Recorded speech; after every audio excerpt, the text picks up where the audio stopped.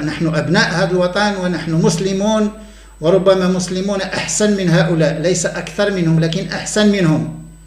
فيعني حذاري. المرأة، نحيي المرأة في كل بلدان العالم بغض النظر عن لونها أو عرقها أو دينها. نحيي المرأة كإنسان، ونحيي المرأة الجدة والمرأة الأم والمرأة الزوجة والمرأة البنت. كل النساء الآن، أي امرأة الآن تسأل لماذا تؤمن المرأة أصبحت تؤمن بأن أطفالها إذا شربوا البول سيحبونها.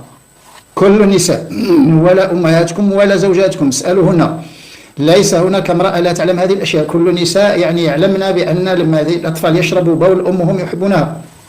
هو المرأة تؤمن بهذه، والنساء جل النساء الآن شربوا لأولادهم البول. لماذا؟